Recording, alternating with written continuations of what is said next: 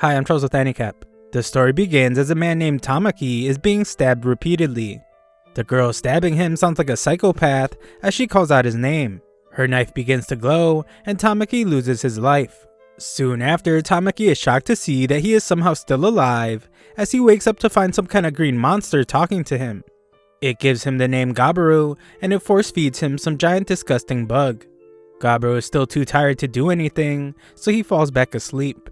When he wakes up the next day, Gabaru is surrounded by what he calls a bunch of ugly green babies. He then realizes that he is one of them.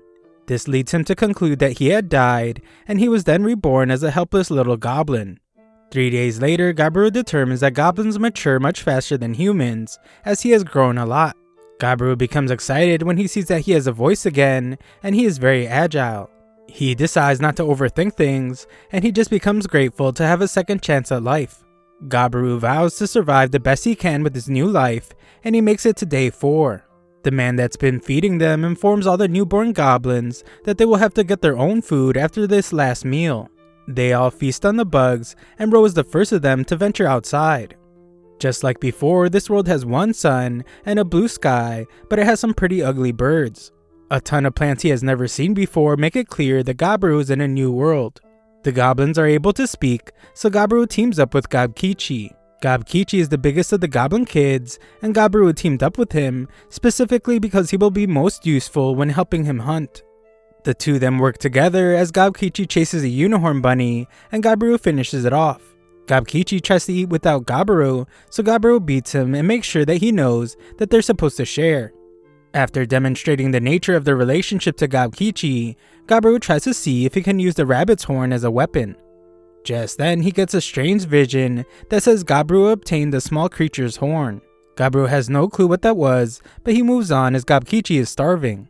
Gobkichi is overwhelmed with emotion as he eats. He cries and thanks Gabaru for helping him get food. Gabaru would just like for him to eat or cry, but not both. On the 5th day, the two hunt a rabbit again, but this time Gabaru uses the horn as a weapon and determines that it's very useful. Gabaru removes another horn and he once again sees the vision. He ignores it so they can eat, but he then has another vision. This time Gabaru hears a voice and it tells him that he learned the ability called escape. Seeing it another time has confirmed something he suspected. Gabaru then explains to us that in his old world, he was born with the extremely rare ESP ability called absorption. This allowed him to eat pretty much anything, and he would have a chance of gaining the traits of whatever he ate. Luckily, it looks like he still has this ability, but sadly it seems like any other abilities he had in his past life have been reset. As Gabaru amazes Gobkichi by hunting a rabbit, Gabaru thinks about how he's actually extremely lucky that out of all his abilities, absorption was the one he kept. This is because in this world, there are a ton of monsters lurking around with incredible powers. On day 6, some girl goblin named Gobmi is amazed to hear that our boys have been eating horned rabbits. Gabaru didn't think it was a big deal, but Gobmi points out that someone just lost her life after being gored by one of those rabbits. She knows that Gabaru is the one in charge, and she admires him for being smart, cool, and strong. Gobkichi wonders what she thinks about him, but she just thinks he is ordinary. Gabaru offers to let her come on their next hunt, and she agrees. The next day though, it ends up raining, so they postpone the hunt for the day after. Gabaru decides to check the group storage to see if he can make a new weapon. He returns with materials to make a weapon, but he cannot forget what else he saw. In the storage, Gabaru found a group of captive human women. The reason why is pretty obvious, but Gabaru would rather not think about it. The elder that watches them is named Gobji, and he is the man responsible for giving Gabaru his very low effort name. The man is impressed with Gabaru and explains that he might level up faster than the others. Gabaru doesn't understand what he means by levels, so the old geezer tells him to tap his head. Gabaru does, and the voice reveals that Gabaru is currently level 86. Gobji explains that once he reaches level 100, Gabaru will be able to evolve into a more advanced life form. Gobji doubts that he will be able to though, since it's pretty rare. It turns out that goblins age very quickly, so this old geezer is just 20 years old. Gobji explains that the others will be returning soon, so Gabaru will get to see what an evolved hobgoblin looks like. The old goblin lets out a maniacal laugh as he wonders what kind of prey they will be bringing back this time. On day 8, the guys go hunting, and Gobmi joins them. Gabmi is in charge of backup, while Gabiru fights at middle range, and Gabkichi is their forward. Their 3-goblin formation works like a charm, and they're able to hunt larger monsters. The food is delicious, so Gabmi tears up, as she has only been eating nothing but fruit. When Gabiru eats, he gains several traits from the snake, including venom resistance and something called Evil Eye. This is way more than he got from the other animals, so it's clear that this snake was on a whole other level. The others have no clue what he is talking about, and Gabkichi wants to eat the head of the snake too. Unfortunately, he can't since it's poisonous, and the others would die if they ate it.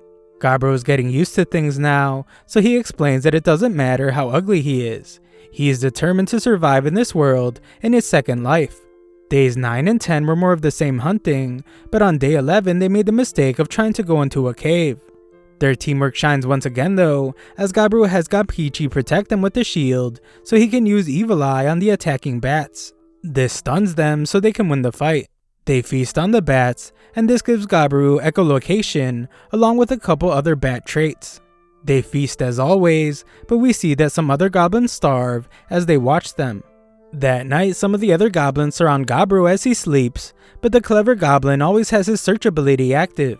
This allows him to sense that the others are trying to attack him, so Gabiru beats up all 6 of them. One of them is hurt more than the others, so Gabiru realizes that he might not have adjusted his venom correctly since he was in a rush. He plans to teach the rest of them a lesson, but Gabmi is even more upset. She starts choking one of them out, so Gabiru tries to calm her down. On day 13, our group takes on a much bigger monster. Gabkichi gets knocked back, so the clever Gabmi disarms the orc. Gabiru breaks its leg and tells the others that he will take it from there, so they watch as Gabiru slaughters it. Feasting on the orc grants Gabiru the ability to use orc language, libido, and something called Detect Analyze. Gabiru is still thinking about when the others attacked him, so after his friends have had their fill of food, Gabiru decides to bring the rest back so everyone else can eat too. The others are skeptical at first, but Gabiru assures them that it's okay. They all thank Gabiru and begin eating good food for the first time. Gabiru stands over them as they eat, and he thinks about how he never would have even considered helping out the helpless in his old world. It's obvious that his appearance changed since coming to this new world, but Gabiru wonders if something else has changed about him as well. As Gabiru sleeps, he has another vision. It mentions something about how his level values have been exceeded, and he has met all the special conditions. We see that it says something about evolving, but Gabiru is too tired to read any of it, so he just swipes yes and goes back to sleep. One last message reads that Gabiru has received the blessing of the Grand God of Demise and Origin. The next morning, Gabiru finds that he looks a lot more like he did in his old life. A look over at Gabkichi reveals that he has evolved as well. Gabmi is in awe of her friends, as she points out that they're a lot bigger and a lot cooler now. Gabji is stunned that they both ranked up already, since it hasn't even been a month since they were born. Gabkichi wants to test out his new strength, so Gabiru assumes that he wants to go hunting. Surprisingly though, Gabkichi wants to test it by fighting Gabiru, and Gabiru actually really likes the idea. The 2 beefed up hobgoblins fight outside, and show that they are much better fighters now. Gabkichi is a bit too slow though, so Gabiru ends up winning the fight easily. Gabkichi is amazed by how strong Gabiru is, but Gabiru explains that Gabkichi hasn't beat when it comes to pure power. Just then, Gabiru senses that trouble is approaching, and he surprises Gabmi when he knows that she is hiding nearby. He reminds her about the crossbow they made the day before, and he instructs her to go get it. We then see what the danger is as a pack of wolves viciously hunt down some rabbits. An orc runs off as it's terrified of them, but it's no use as the wolves easily destroy it as well. Gabiru determines that they are the perfect target to test their evolved strength, so he has Gabmi start off by shooting one of them with an arrow. Gabiru and Gabkichi then jump in to start smacking the wolves around. Gabiru reveals that he used his venom on Gabmi's arrows, and it has allowed them to easily impair the leader of the wolves. Without their leader, the wolves were uncoordinated. Their teamwork was lacking, so Gabiru and his group were able to make quick work of them. One last wolf remains, but it eventually dies as well. Gabiru determines that it's the leader, so he eats it and it gives him some military leadership abilities. Gabiru gives more food to the others, but informs them that they will have to start catching the same amount of prey that they are provided. They fear that they won't be able to do it, so they beg Gabiru to teach them how to hunt. Gabiru agrees to show them, and they're all even more grateful when he says that he will teach them how to make weapons as well. Gabiru says that it's not a big deal as they are all comrades, and they all begin to cheer his name. Gabiru isn't sure why, but in this moment he feels like he can see the path that he will be taking in this new world. He will eat non-stop to become stronger. He will then lead his comrades to achieve his real goal that puts a smile on his face. 4 days later, Gabiru laments how his comrades still have a lot to learn. They train hard, and Gabiru is shocked when he accidentally walks in on Gabmi. On day 17, all the human women that were captive took their own life, and Gabiru had a quiet memorial for them with Gabji. We then move on to day 24, and Gabiru is training the other goblins. In the meantime, he had also been eating every promising enemy he could find, and learned a lot of new abilities. Just then, another group of goblins begins approaching. Gabiru prepares to protect everyone against them, but Gabji stops him and explains that they are their raiders. Gabiru is then shocked to hear that they are also the fathers of Gabiru's generation of goblins. The raiders have captured another group of human women, and the evil goblins are glad since their last batch took their own lives. It turns out that goblin DNA is so strong that when they mate with other species, it still results in goblin children. Gabiru can understand the instinct to reproduce, but that doesn't mean he's okay with what's going on. He requests that he be the one to look after the human women, but this just upsets the raiders. Gabiru's generation of goblins is ready to stand up for him, but this just begins to divide the two groups. Just then, 2 goblin girls arrive to casually tell the two sides to stop getting themselves into a civil war. They are Hubsato and the mage Habse. These genius girls come up with the brilliant idea to have the leaders of both generations fight, and the winner decides what the village will do from now on. The raider wants to teach Gabiru a lesson, and Gabiru agrees to fight as well. The fight ends very quickly as Gabiru uses some kind of mysterious string. The others can't understand how he did it, so Gabiru explains that it just comes out of his body. He then thinks about how it's an ability he learned that allows him to produce spider silk, and he learned it after eating a demon spider. The girls are amazed that someone like him was born while they were gone, and Gabiru announces his new official status as leader of the village. He asks if anyone has a problem with that, but no one decides to stand up against him. Gabiru then tells the humans that he ordered everyone to keep their hands off of them. He won't do anything either, and they will find the time to send them back to a human village. The girls wonder if they will have to do anything, and we learn that Gabiru wasn't being completely selfless with his actions. He wants the knowledge of the humans. Gabiru asks them some questions, and learns that these girls were part of a traveling business when the goblins attacked them. All the men were slaughtered, and these 5 girls were the only survivors. On day 28, Gabiru is surprised to see that the girls seem happy. He realizes that they haven't gotten over everything, they're just having a positive attitude since it will make things easier. Gabiru cooked for them, hoping that it would help. Among the girls are 2 sisters that are cooks as well as tailors. The one with glasses is an alchemist, and the absent-minded girl is an appraiser and a smith. As for the redhead, she is a rookie warrior, so he decides to have her join their training later. Gabiru then trained everyone hard and insulted them when they got tired. For the next few days, he focused on group exercises instead of hunting, and he beat into them the new rules he set for the group. Day 31 was rainy, so Gabiru and Gabkichi did some really intense sparring as everyone watched in amazement. That night, Gabiru sensed that a group of goblins were about to break his rule regarding the human women. Gabiru sliced right through one of the goblins and restrained the others. He reminds them of the rules he set and punishes one of them for talking back to him. Gabiru apologizes to the women, and the redhead cries in his arms. The other goblins arrive, so Gabiru instructs Gabkichi to take the restrained goblins outside. He also has Gabmi gather the other goblins so they can watch what he's about to do. Outside, Gabiru sends a message to the others by using these guys as an example. He beats them relentlessly and makes sure that everyone really understands their village rules. Everyone gets the message loud and clear, so Gabiru dismisses them. Gabiru stopped just short of ending their lives, which meant that Hobkin, who got the worst of the punishment, passed away the next morning. On day 32, Gabiru's team uses their amazing teamwork once again to take down a Trihorn horse. It was pretty tough, but this just meant that he also received a ton of new abilities. Tri-Burst is one of them, and it amazingly allows him to deal 3 blows with just 1 strike. That night, the redhead goes to sleep in Gabiru's bed, and he realizes that the incident from the night before must have traumatized her. Gabiru comforts her and allows her to spend the night with him. However, when he wakes up, Gabiru finds that Gobmi joined them as well. That day, they also find that the female goblin named Gabi evolved into a hobgoblin as well. Overall, things have been going pretty smoothly. Gobmi runs the ranged unit, and Gobchi is in charge of their armed forces. Hobsato handles the mobility-oriented force, and Gabi has taken over rear support, which focuses on doing chores. Hobse would act as the captain of their mage force, but right now she is the only mage in their village. For the rest of this day, Gabiru leaves the training to the captains, so he could head deep into the forest to hunt a variety of prey. Gabiru tries out some demise magic, and is shocked to see just how powerful it is, as he easily destroys one of the powerful Trihorns with one attack. Gabiru only realized after this that the magic made him overconfident as he went into the northern forest. There he finds a strange area with a ton of blood, and he remembers something that Gobchi told all the goblins. Gobchi warned them to never go into the northern forest for any reason. Inside there is a terrifying crimson monster called the Red Bear. This is where Gabiru finds himself now, and he sees that this monster easily tore through a Trihorn. The Trihorn's armor was incredibly difficult for them to pierce earlier, but it was nothing for this bear. Just then, the Red Bear appears, and Gabiru acknowledges that a normal person would probably try to run away.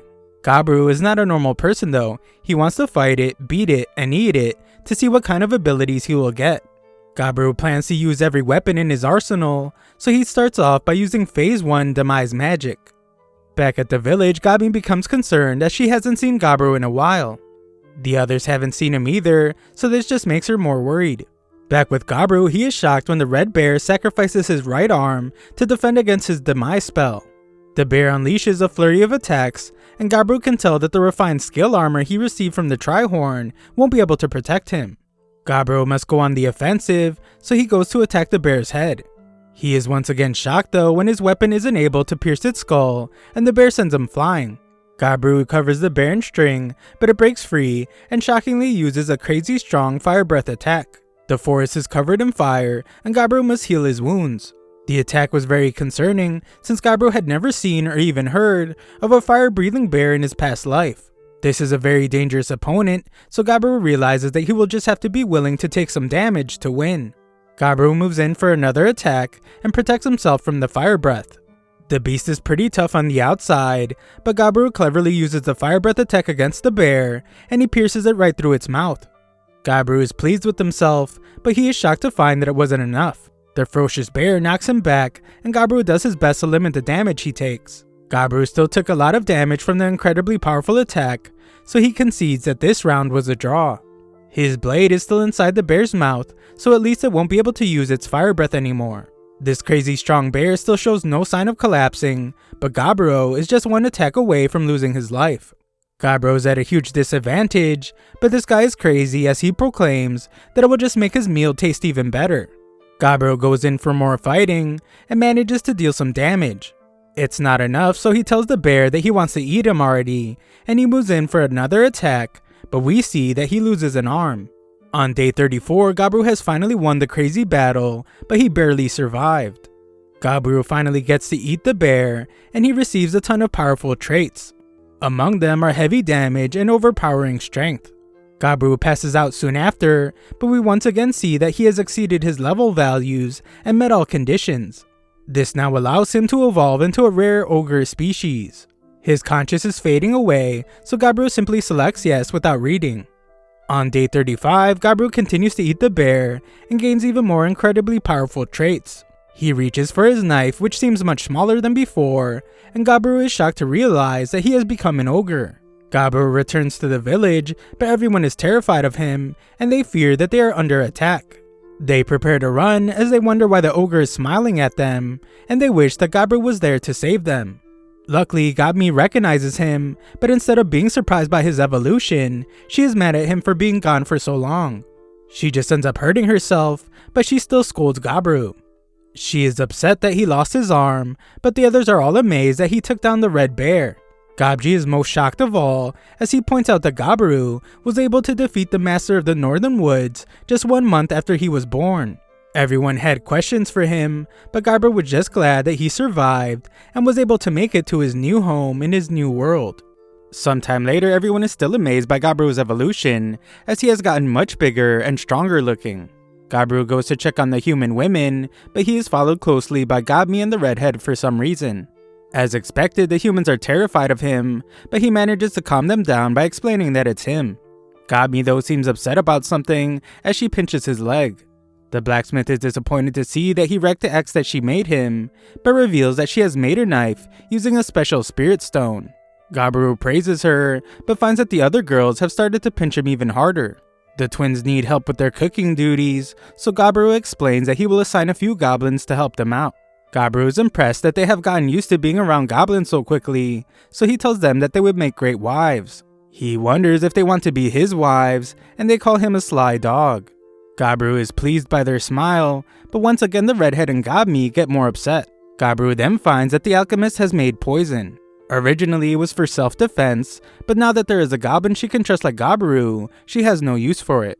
Gabiru picks her up and admires her smile as well, but he can instantly feel the murderous intent coming from the other girls. Gabiru spent all his time cheering up the girls, but now his spirit is exhausted. On day 36, Gabiru realized that he can no longer train with the others. He has become so powerful that regular goblins were ending up in critical condition from even his lightest punches. Even Gabkichi's armor couldn't withstand them. As Gabiru heals a near-dead goblin, he wonders what's wrong with Gabkichi. Gabkichi says it's nothing as he goes to hunt, but Gabiru can tell that something's wrong. Aside from that, Gabiru has started to notice that Hapsado and Gabmi have started hunting together. The red-headed woman is training by herself, and Gabi is continuing her hobby of mining for spirit stones. As for Gabiru, we see that he can still use his missing arm like it's slime, thanks to the fact that he ate a slime before.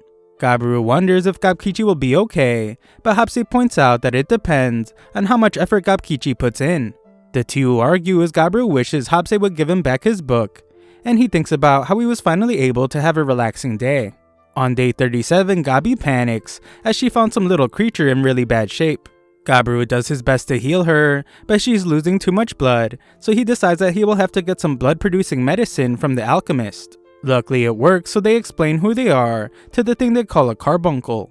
The carbuncle introduces herself as Litana and reveals that she was attacked by humans. The gem on her head is a high-class material, so its price is said to be as high as 1 billion gold. Litana asks that they lend her their power and begs them to get rid of the humans that attacked her. Gabiru is familiar with the history of the carbuncles. Their master named Velvet was a famous legendary magician, and he created them to watch over his secret treasure den. Litana explains that when she was attacked, her core was broken, so her lifespan was shortened. In the secret treasure room lies legendary class items that Velvet collected throughout his entire life. Litana explains that her master hates humans. He would prefer that the goblins take all the treasure rather than the adventurer humans. They can have everything, so Gabiru declares that they will go. The blacksmith girl gives him his new dagger, but he tells the frightened girls not to worry, as he won't blatantly eliminate the humans. His job is just to get them to leave, but warns that he might have to use some force if they don't listen. They then go through the hole Gabi made as it's the way to the treasure room. Gabiru decides to try to persuade the humans to leave, so he tells the others to hide. He finds the adventurers who are searching for their treasure room, but they think that he is just another monster that they need to defeat. They attack him but are quickly shocked when he is able to detect the presence of their invisible assassin. Gabiru explains to them that this is someone's house, and what they are doing is robbery and murder. It's clear that they don't have any guilt either, so Gabiru determines that they are beyond saving. The stupid humans are just shocked that an ogre can speak English so well, and Gabiru says that luckily for them, he also has a good heart. They refuse to listen as they attack him instead, but Gabiru just easily dodges it all and once again tells them to leave. They don't listen, so Gabiru analyzes the situation. The humans have 3 in their backline that are using a lot of high-class magic items. Unfortunately for them, it's pretty clear to Gabiru that they are relying too much on level enhancement to increase their fighting strength. This doesn't do much for them since their fighting technique itself is pitiful, and Gabiru is easily able to beat them up. Just then, one mage celebrates as he thinks he just blew Gabiru's head off. They are of course shocked though when it becomes clear that his attack just angered Gabiru. He has allowed them to live up to this point, but Gabiru is done being nice. The humans wet themselves as they realize that their level 3 magic spell did nothing. Gabiru declares that the time for being nice is over. He signals to the others to attack, and they spring into action. Gabiru takes out his blade and tells the humans to regret not leaving when he gave him the chance. Afterwards, Gabiru reveals that they eliminated the adventurers and ate them. This gives Gabiru a bunch of their traits, including Assassin, High Wizard, and Enchanter. That isn't all though, as there were some pretty high level adventurers among them, and they had some pretty good loot. There is a rare ring, an item storage bag with a bunch of items in it, so Gabiru just eats those too.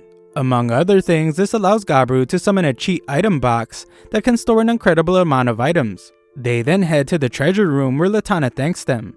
She explains that her master Velvet is great with spirits, which is why a ton of spirit stones can be mined there. She wishes good health to Gabiru as they say goodbye, and she vanishes. It's a pretty sad moment, so Gabiru just eats the gem from her head that she left behind. The slick Gobkichi wonders if Gabi is okay, and she says that she is fine.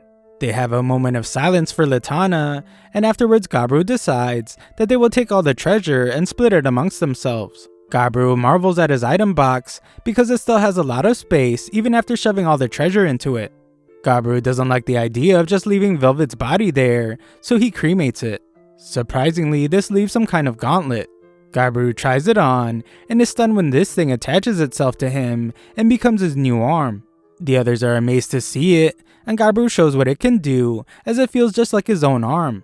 When they leave, Gabiru decides to have a party to celebrate the successful mission. On day 38, Gabiru appraises all the loot they got with the blacksmith and finds that everything is insanely rare and powerful. On day 39, Gabiru explains that he gave the 10 hobgoblins in their group some magical items. As for himself, Gabiru chose to take the Vermilion Spear.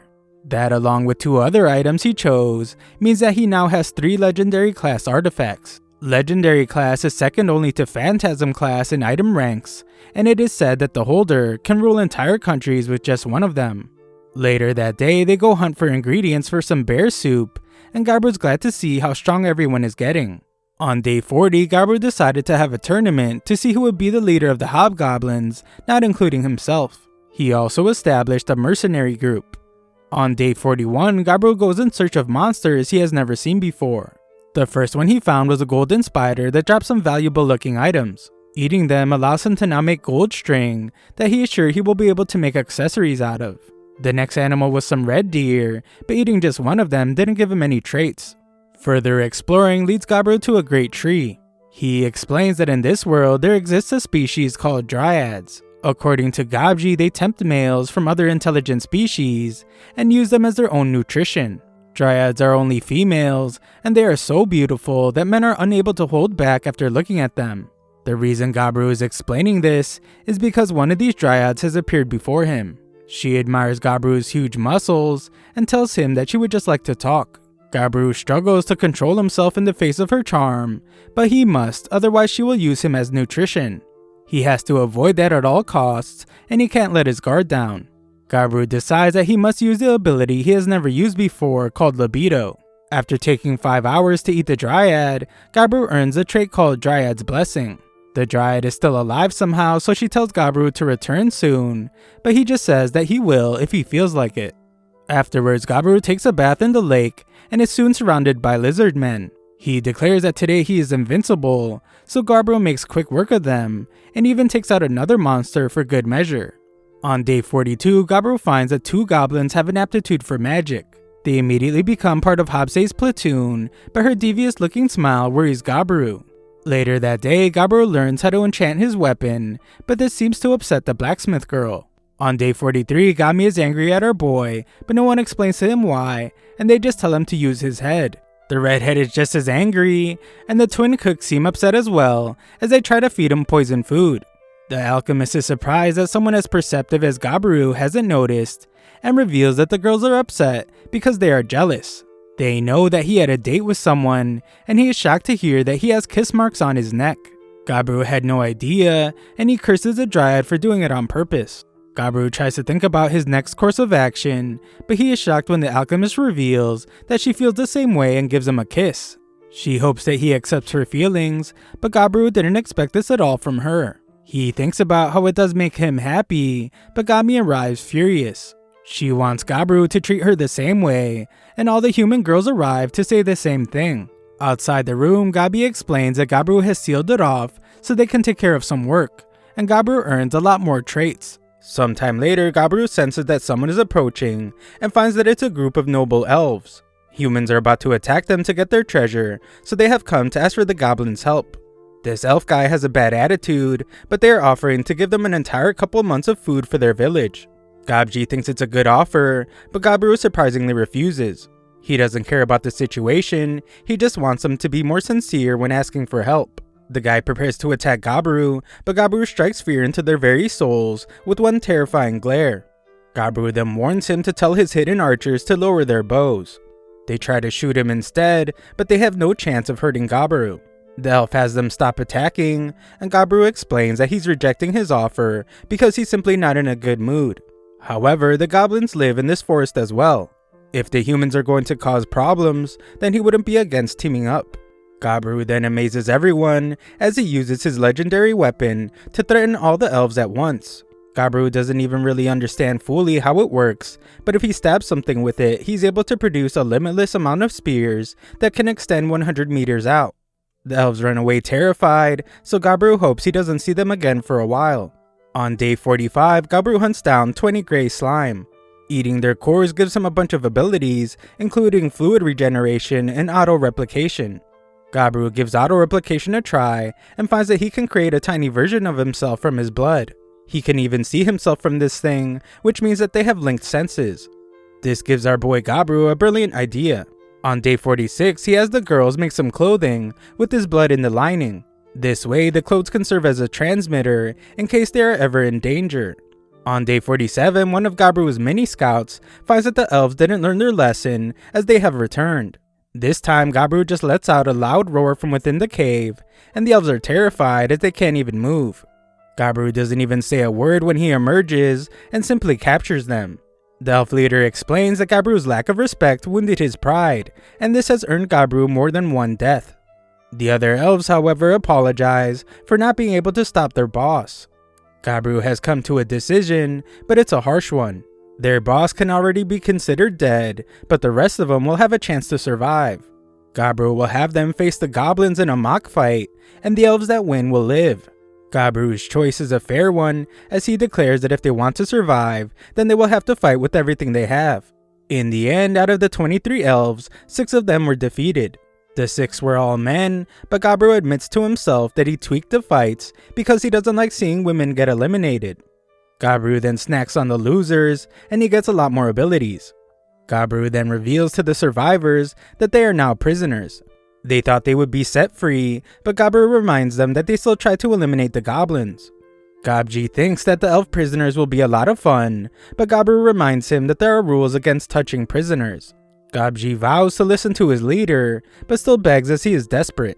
Gabiru then goes to give the final punishment to the leader of the elf unit. On day 48, we see that Gabkichi reaches level 100.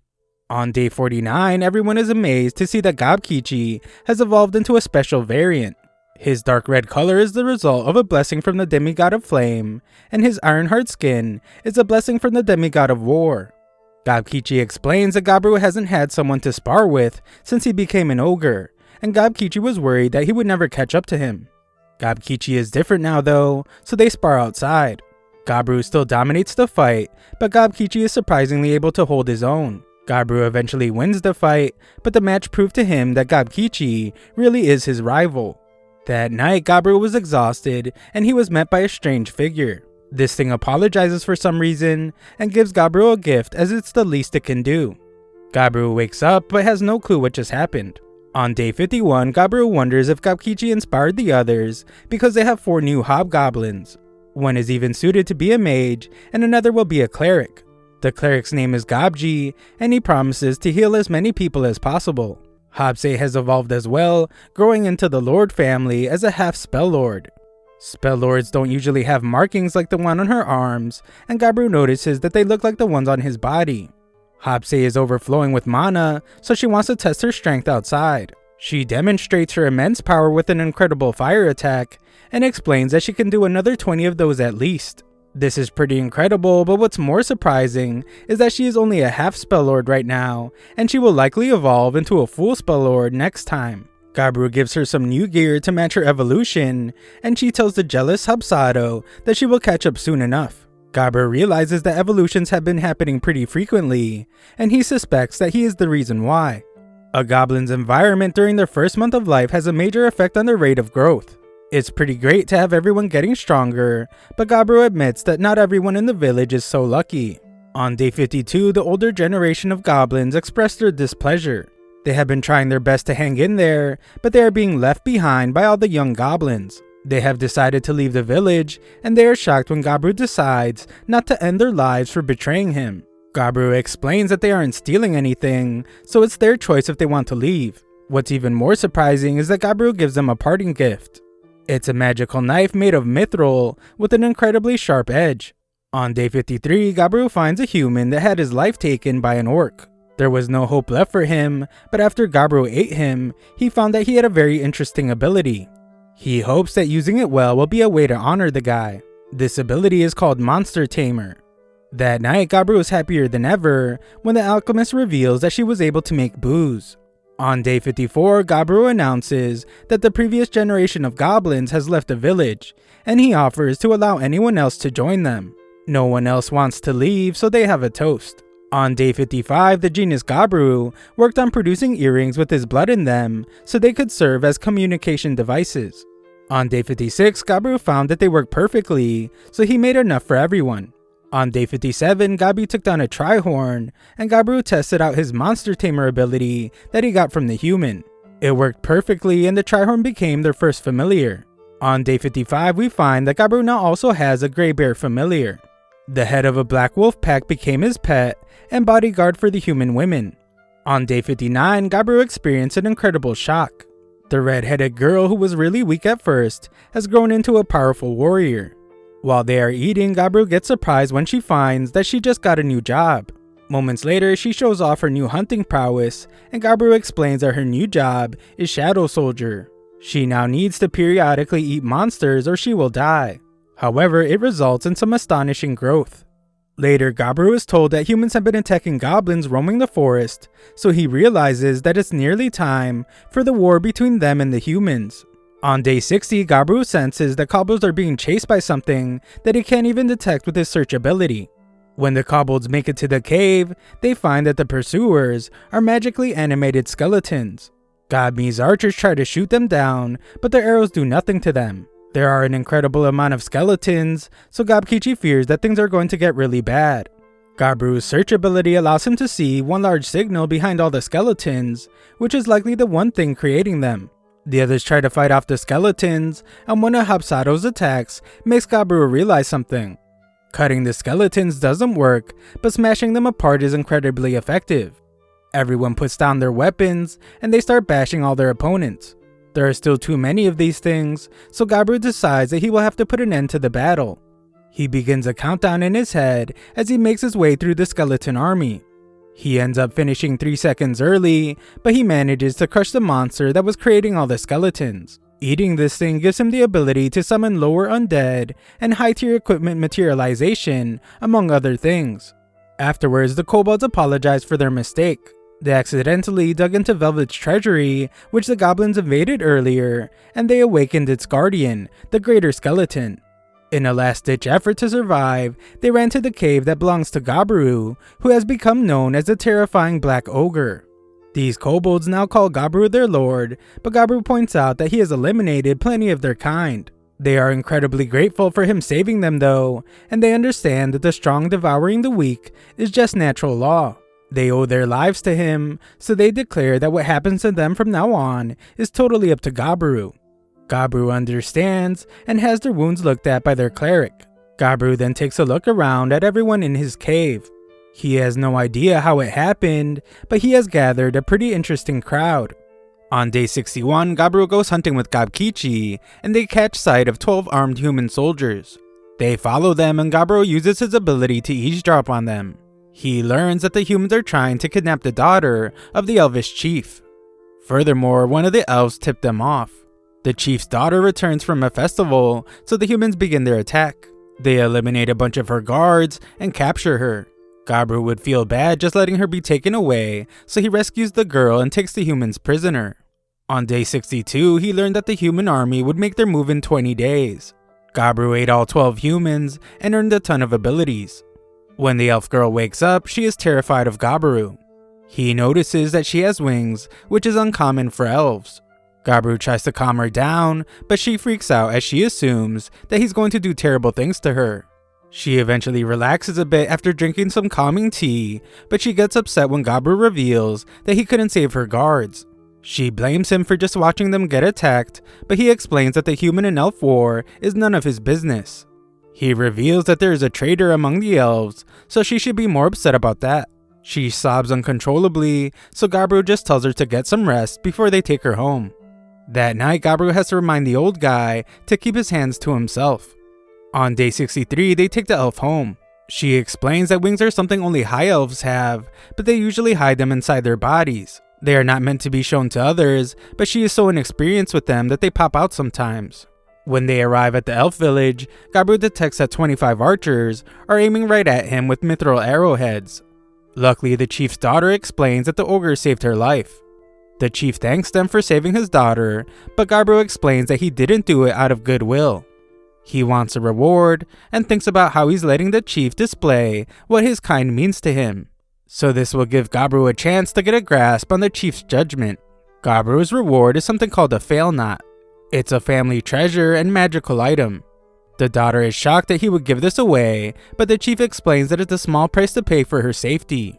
Gabru is pleased with this, so in return he offers to give the elves information about the human army's movements.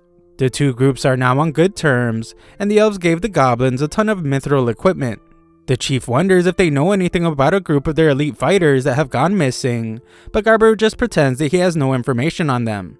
The chief even gives Gabru some good liquor as a gift, so Gabru vows to help them whenever they need. That night, Gabru can't believe how delicious their alcohol is.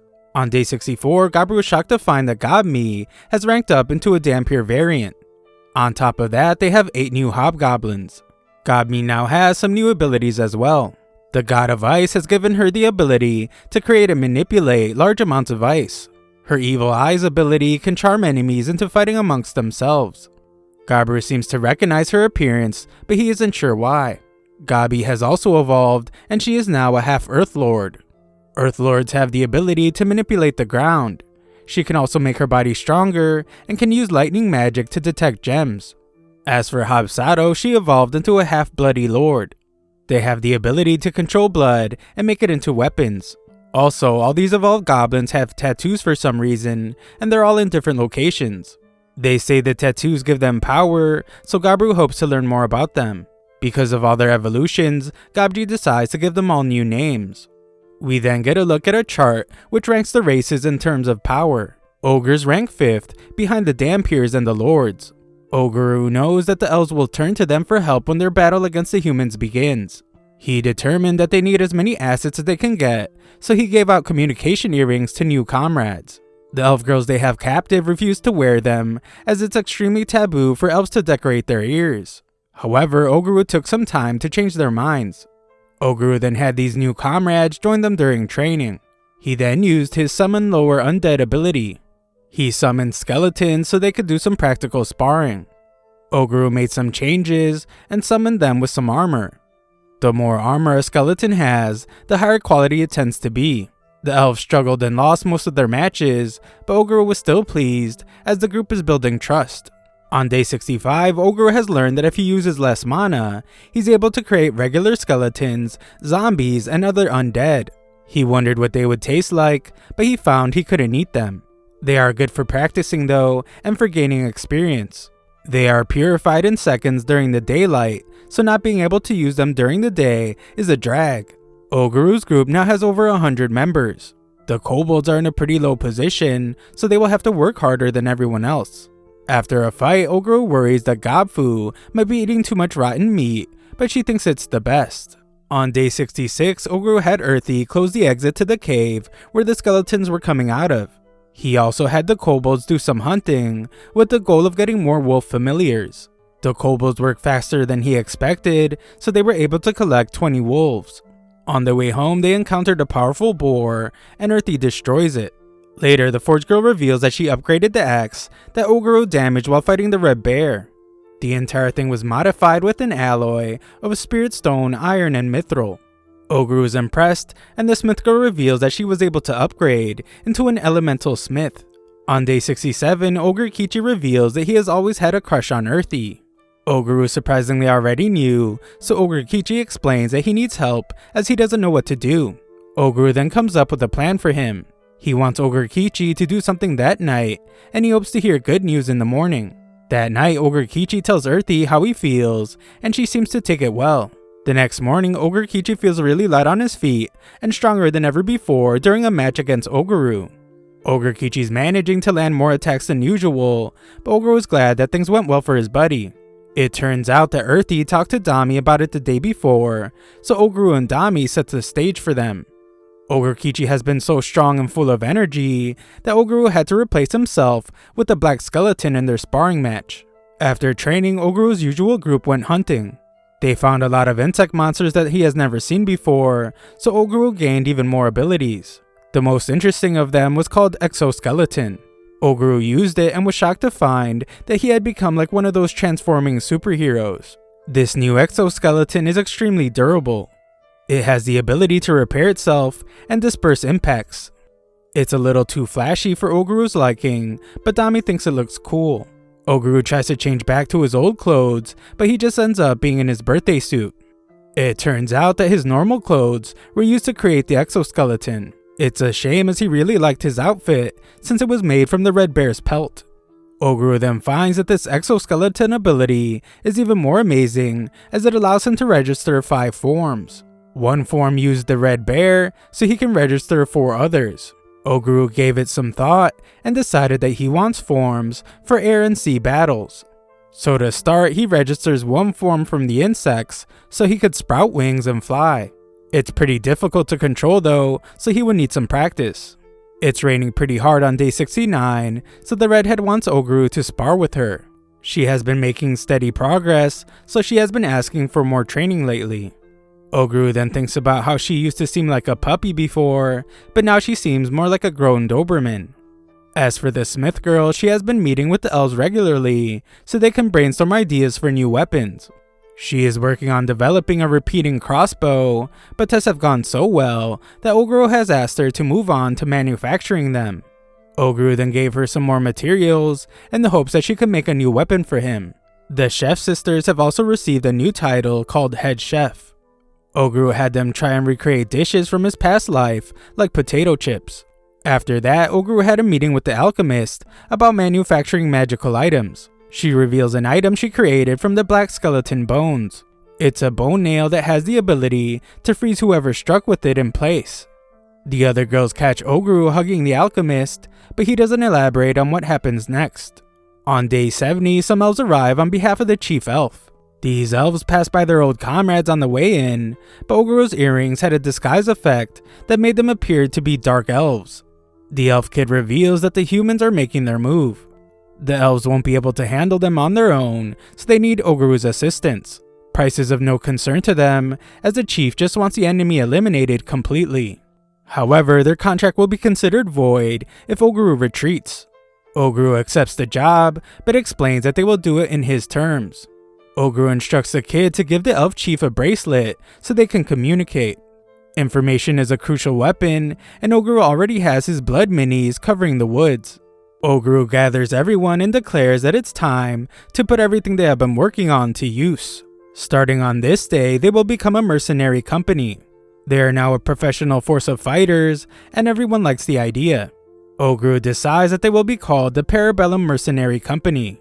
He tells everyone to prepare for battle as it's time for their first job, and they all start chanting Parabellum. On day 71, Oguru's Parabellum Company does their first job. They have a total of 36 members, and with Spellsay Sorcery, their familiars can join them for a total number of 73. They deployed early in the morning based on information gathered by one of Oguru's minis. A barrier surrounds the human army base, but Oguru uses an attribute on his silver arm to destroy it. Once the barrier is down, Earthy uses her earth controlling ability to close off any escape routes for the humans. Dami and Spellsay then take point on a coordinated magical barrage. Oguru summons a horde of skeletons and follows up with some spears for good measure. However, he is impressed to find that all this isn't enough to eliminate the humans. Some lady knight is leading their defense, so Oguru introduces himself with a roar. The humans can tell that the black ogre is controlling the undead, so the lady knight declares that they will strike him down together. The human mage starts the attack, and Oguru is impressed when the lady knight buffs her speed.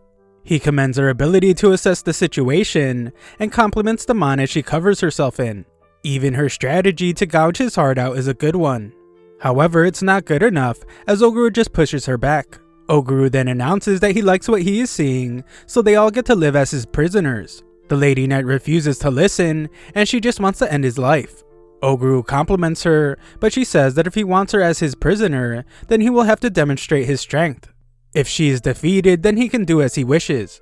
Oguru tells his group to eliminate everyone, except for the lady knight, the sorcerer, the priestess, and the flaming swordswoman. They are to be taken alive, but the rest can be eliminated and eaten. Oguru then explains to us that what happened next was a one-sided slaughter. Dami's charmed evil eyes caused a bunch of human soldiers to fight each other over her, and Ogekichi overpowered others. Blood Sato used her ability to turn blood into weapons, and Earthy followed up with her ability. Ultimately, they were able to defeat the enemy without a single loss. However, the Lady Knight did manage to reach Oguru just once. Her attack is hardly doing any damage to him, but just reaching him was impressive enough. Just then, the human mage prepares an attack and begs for the Lady Knight to get away. Spellsay can tell that the mage's attack is a 5-level spell, and she fears that Oguru might not be able to withstand it. What makes it even worse is that the Lady Knight is sacrificing herself to make sure that Oguru is hit by the magic attack. The human mage apologizes as he can't hold back any longer, and he releases it. However, Oguru declares that he has won, as he does not intend on letting the Lady Knight die. The Lady Knight then watches in amazement as Oguru skillfully creates a magical shield. Spellsay is also in awe of Oguru, as this shield required him to combine 3rd level demise magic, a vacuum shield from his silver arm, and a few other abilities. Oguru had to use quite a bit, but he managed to stop the dragon spell attack. It's a complete victory for Oguru's group, and he declares that taking so many powerful fighters prisoner is a big deal. Oguru has a feast and gains an insane amount of abilities. Afterwards, the elves celebrate the victory. Oguru goes to see the new prisoners, but they're not doing so well. On day 72, Oguru explains that with his earrings in place, the humans couldn't lie or hide things anymore, so they obtained a lot of information. The elder elf requested this information and offered to pay in alcohol, so of course Oguru accepted. Using the item Oguru sent him, Oguru was able to pass on the information he received from the prisoners. This included the hidden routes the humans were using to ambush them next. The humans are planning to use their immense numbers to suppress the elves from different directions. Using this knowledge, Oguru's group went around the routes, laid out some traps, and waited in a trench. The human troops are led by fully armored knights, and there are about 500 of them. On top of that, there's also 100 wizards. Oguru explains that it would be a long, hard battle if the elves fought them head on. However, for Oguru and his group, this was pretty much just target practice. Oguru commenced the attack, so his company closed off escape routes and used boulders to drop their numbers. They went from 500 knights to 300 in an instant. Pit traps and arrows dwindled this number down till there were less than 100 knights left. Oguru is then impressed when the commanding knight tells his troops to build a wall with anything they can find. This caused the fight to be at a stalemate, so Oguru sent Ogekichi to fight their commander. The humans of course fought back, but Oguru sent in enough warriors to make sure every knight was eliminated. The only question Oguru has is if Ogekichi will be able to hold himself back. Ogekichi starts destroying the commander, and the commander can tell that everything about Ogekichi is crazy. Oguru credits the commander for fighting back so well, but Ogekichi eventually wins. Just like last time, Oguru has a feast and gains a bunch of abilities. Ogekichi points out that the commander reminded him of Oguru, but Oguru doesn't see it. Just then, Dami comes out of nowhere and reveals that she wants to bear Oguru's child.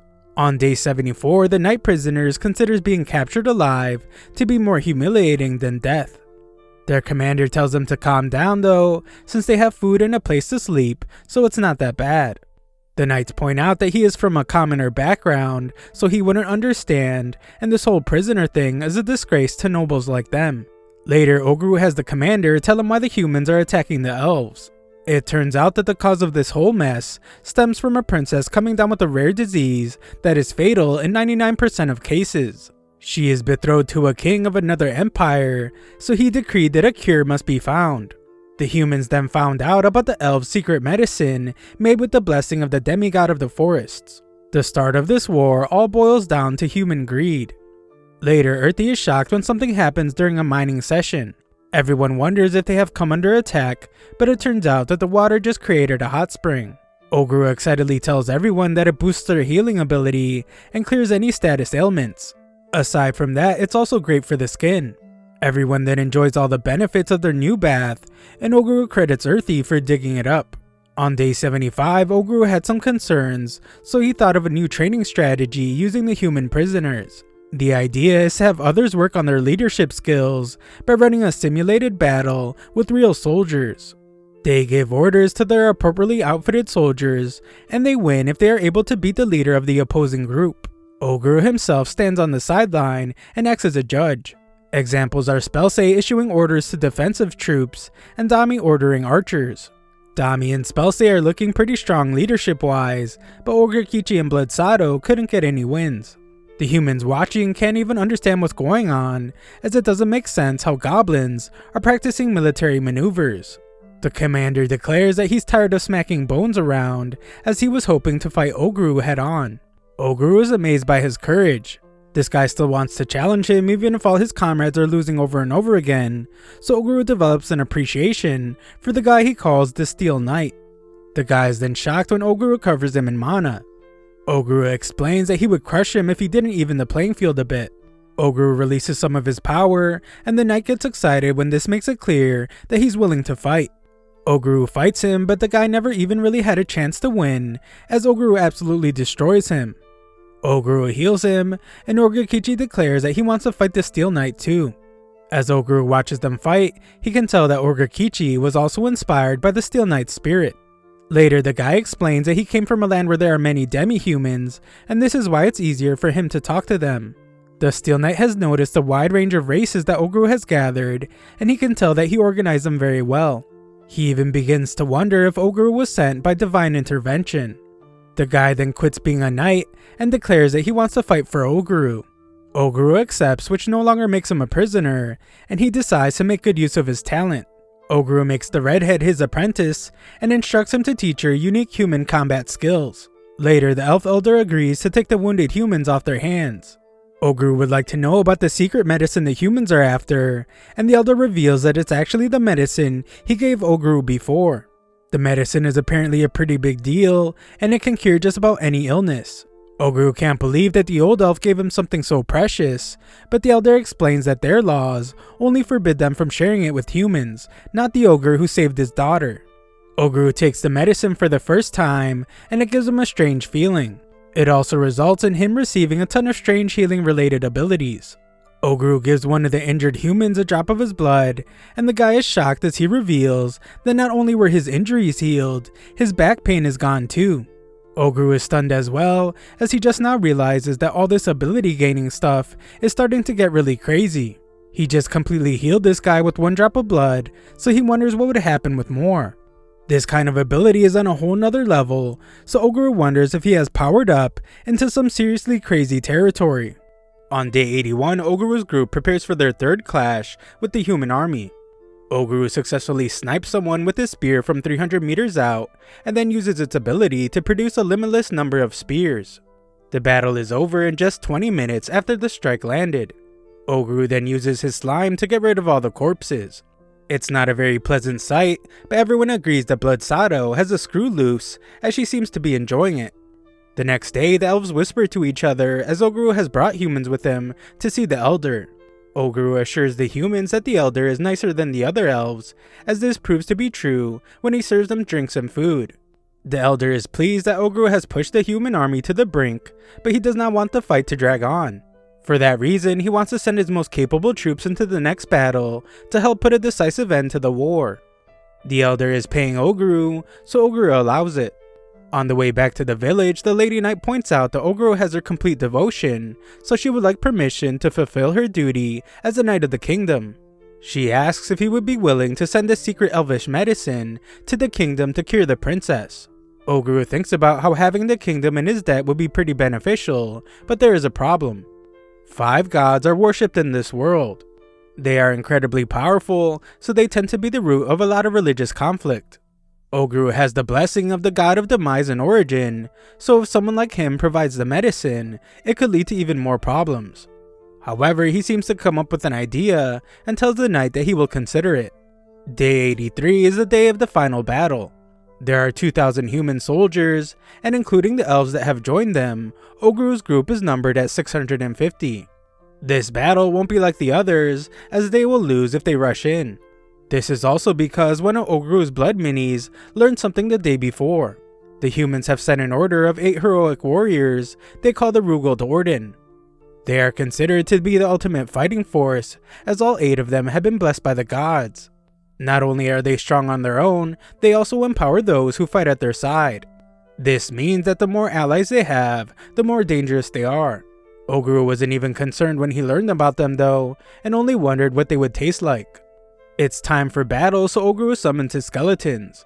Dami wonders if that's a good idea since the sun will come out soon, but Oguru explains that he made some tweaks to the skeletons. He then instructs Orgakichi's group to take care of the perimeter because he will be taking his skeletons straight to the center. Oguru initiates the battle, and the humans are shocked by how many skeletons there are. The humans know that they just have to wait it out as the sun will come up soon, and it eventually does. They are relieved as they think they will be able to push them back now, but they are stunned when the skeletons don't disappear. It turns out that Oguru coated the skeletons in slime so they could fight during the day. The skeletons do a good job, but Oguru sends them to help the others as he has decided to finish off the soldiers that are left. As he powers up an incredible attack, Oguru thinks about how the entire army will fall apart when he eliminates the troops at the center. Nearby, one of the Braves makes his approach, but he is annoyed to have to take part in such a boring war. He thinks the troops just need to fight harder, but they point out that they're not strong like him. The Brave arrives to see Oguru powering up, so he realizes that the battle might actually be interesting.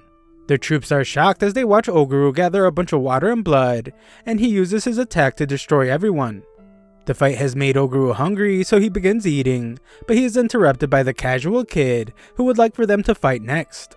Oguru was told about this person, so he knows that his name is Filippo, the Bone Bug Brave. Filippo doesn't like it when someone he doesn't respect calls him by his title, so he gets really upset. This kid has some crazy eyes, so Oguru realizes that it means he was blessed by the god of demonic insects. The kid is upset with Oguru since he is the reason his vacation has been ruined. Oguru clearly sees that the kid is acting like a brat, but in reality the pressure emanating from his body makes it very clear that the kid can fight. Filippo can tell that Oguru has a blessing, so he wants to know which one it is, but Oguru doesn't say a word. Just then, Filippo reveals that he has some bugs that use a mix of his blessing and necromancy. He tosses them everywhere and explains that he can make the corpses move around. They aren't zombies though, as they can move in the sun, so Oguru determines that the bugs are some kind of parasitic biological weapon. Filippo then declares that there is a big difference between braves and heroes. Heroes are much stronger individually, and the fighters they empower are also much stronger. However, heroes can only empower up to 10 people.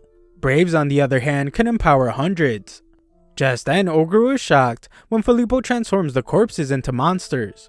Filippo has them attack, but Oguru quickly starts tearing them apart. Filippo's impressed as Oguru is able to smash them up like they are nothing, so he decides to take direct control over the monsters. The fight gets more difficult, so Filippo is now impressed by how fast Oguru can heal. Filippo prepares to use something Oguru won't be able to heal from, so he summons a giant centipede. This thing crushes Oguru, so the kid explains that it's his favorite pet. It's also pretty famous, as it was classified as a natural disaster. It's incredibly dangerous as its venom can cause death by organ paralysis with just the tiniest bit of exposure. The kid is then amazed, however, as Oguru has managed to survive for this long. Oguru's group becomes concerned as the venom has clearly started to take effect. No one can help though, as they are surrounded by enemies. Filippo praises his pet as it brings Oguru's lifeless body to him, and he sends it off to finish its other job. Filippo is sure that the fight is over now, so he thinks about dissecting Oguru's body to find out what blessings he had. He looks for someone to help move Oguru's body, but he is shocked when Oguru disappears. Just then, Filippo just barely manages to dodge an attack from Oguru, and he wonders how he managed to survive. Oguru doesn't explain, so the kid assumes that he just used a fake corpse. Filippo's pet is already pretty far away, so he decides that it's time to use his first secret weapon. Filippo would like them to formally introduce themselves first, but Oguru doesn't want them knowing who he is yet. Filippo just introduces himself and explains that he is ranked 7th in the entire country. Oguru interrupts his little introduction with an attack, but the kid mutates and pushes him back. Filippo is upset now since Oguru forced him to use his second secret weapon before he could finish using the first one. The kid then completely transforms, but this just makes him look even more appetizing to Oguru. This is because he thinks that any good meal takes effort. The two begin fighting, but Filippo is shocked that Oguru is able to dodge his attacks while fighting back. This is incredible to him since Oguru hasn't even gone through an epic awakening. Oguru has no clue what that is, and Filippo refuses to tell him since Oguru hasn't been cooperating. That's okay with Oguru though, since he knows he can force the kid to talk. Oguru then explains that he has a bug transformation of his own, but Filippo doesn't believe him. Oguru uses his exoskeleton ability to transform, so Filippo is amazed that he always seems to have something up his sleeve. Oguru meets Filippo in the sky for the fight, and he sends the kid crashing to the ground. Oguru's group finishes up clearing an area, but Dami has a really bad feeling about something. Nearby, Filippo explains that he has had a lot of fun, but it's time to stop. Oguru won't let him get away, but the kid says it's not his choice. He takes off and declares that he's a really fast runner. Oguru chases after him, but he must stop to strike down the carcass that is able to move without Filippo. The kid manages to get away, but Oguru vows to eat him one day. Dami arrives glad to see that Oguru is okay, and he explains that he sent a replica he created on a little mission while he was fighting Filippo. He applied a stealth ability to it, so it sneaks up to someone and tells them not to move an inch. The person it speaks to is the next king of the country and current commander of its royal armed forces. The replicant tells him that they have no desire to continue the war. The commander wonders who he is, but the replicant just tells him to check his armor. The commander is then shocked when the replicant explains that what's in the vial is a secret elvish medicine that will cure the princess. The replicant coldly points out that their troops can now stop sacrificing their lives for nothing. Back with Oguru, he acknowledges that he could have easily eliminated the future king, but he knows that this would have caused the kingdom to send their full force to wipe out the elves. He decided against that in order to avoid an all-out war. Oguru then has Earthy set up a defensive wall so they can get their injured to safety. Nearby, some humans are terrified when they run into Oguru, but he tells them to move along. The battle is over and no one else needs to lose their lives. He then thinks about how there are more important matters that need to be taken care of. That night, we learn that 30 Parabellum members lost their lives in battle. It's a very sad moment as they need to be put to rest properly. In this world, there is a risk that the dead will come back as zombies or ghosts, so they must be cremated. The others get emotional as they offer prayers to the brave warriors that fought hard to the very end. Everyone reacted in different ways, but Oguru didn't feel particularly sad. However, he did feel the need to cling to life as hard as he could, because they couldn't anymore. On day 84, we learned that the recent battle has earned everyone a lot of high quality experience, which led to a lot of new evolutions among Oguru's group. Habji was doing a lot of healing and has evolved into a half Saint Lord. He can now use a unique half Saint Lord ability called Shell Field. It's even durable enough to withstand 20 strikes from Oguru. Habfu has become a ghoul because of her love for spoiled food. She has been eating nothing but zombies, and you are what you eat. She excitedly talks about the guys, and Oguru fears what she might be thinking. Just then, Oguru is startled by Habmi's non-face eyes, so he asks her to keep them closed. She was never good at direct combat, and now she has become a Dodomeki, a race that excels in combat support by using illusory magic. She has some useful abilities, and Oguru is sure that she will one day outperform even him in terms of intel gathering. Things are going so well that even some of their weaker hobgoblins have ranked up to become ogres. This group surprisingly vows to get stronger in honor of those that sacrificed their lives during battle. Oguru is surprised because goblins are egotistical by nature, but these guys are mourning their lost comrades and using that as motivation. The leader of the kobolds has also leveled up to become a warrior kobold. This guy claims to have been granted a ferocious appearance just like Oguru, but Oguru thinks he looks more like a mafia boss that has just discovered cosplay. He has also received a true name and is now called Tsuji. Old Man Gabji explains that true names are special names that individuals of a certain level are granted. If an enemy learns someone's true name, they can cast certain spells like curses on that person. Telling others their true name is a bad idea, and it would be like committing self-unalive. The Cobalt leader decided to share his with Oguru as a sign of his undying loyalty, so Oguru decides to call him Akita from now on. Oguru thinks about what he should do with their prisoners, and ultimately decides to let them go free. Anyone who doesn't have anywhere else to go are allowed to join Oguru's group on a provisional basis. Some prisoners take great offense to this, since they feel like they're a cut above the rest, but being a provisional member would mean that they are lower than a goblin. An argument breaks out as the goblins are insulted by the statement. Oguru acknowledges that the 3 prisoners are stronger than goblins, but he trusts the goblins who have been training there since birth more than some randoms that just showed up recently. Oguru tells the 3 that they can just leave, but they would rather prove themselves. They want to fight the leader of the mercenary group, and if they win, they want control of it. The guy mistakenly thought that Dami was their leader, and they think it's laughable that an ogre like Oguru is actually their leader. Oguru must calm Dami down, and he agrees to humor these guys. Oguru wants to fight 2 of them at once, so they call him Kaki. Everyone is then amazed as they show off their weapons, and the out-of-control Gabji arrives to watch the fight. He explains that they're using orb weapons, and some of the other members might be able to use them as well. Orb weapons give their users a significant boost in power and repair themselves when damaged. Oguru instantly wipes out the attackers and beats up any other challengers. Just then, everyone is shocked as Oguru gets knocked back. This ape-looking dude declares that he's the leader now, but Oguru sends him flying.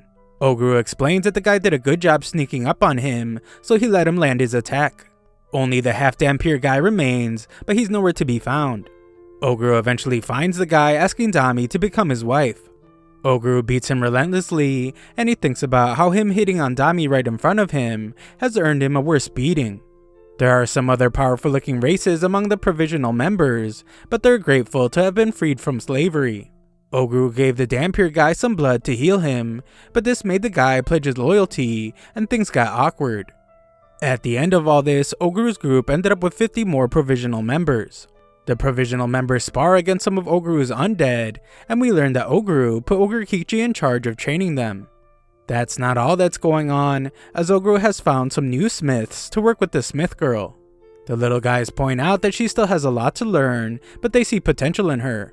The smith girl doesn't like them very much, but dwarven smithing is top tier in this world.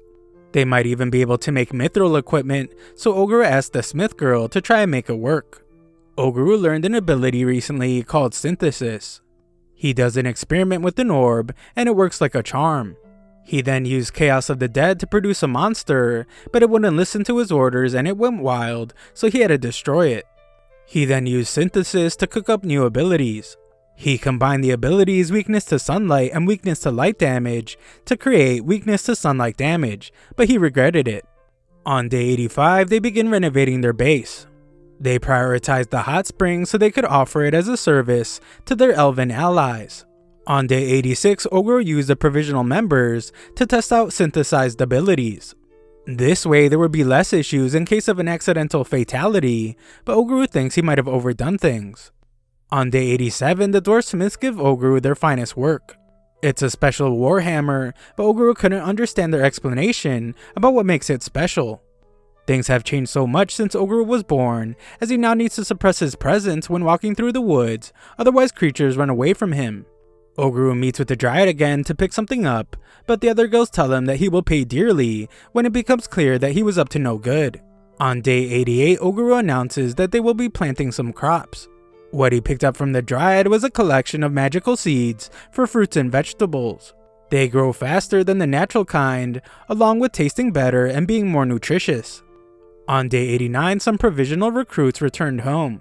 Prisoners of noble birth returned home as well, but Dami brainwashed them first. This means that they now have spies to gather information inside the kingdom and the empire. The human army has begun to withdraw, so the elf elder thanks Oguru for his help. He throws a banquet to celebrate, but Oguru wonders if it was really a good idea for him to be invited. The elder acknowledges that their rules require them to shun anyone outside their village, but Oguru and his people are their friends. The elder explains that his younger brother broke their code to leave the forest a long time ago in search of a link to the outside world.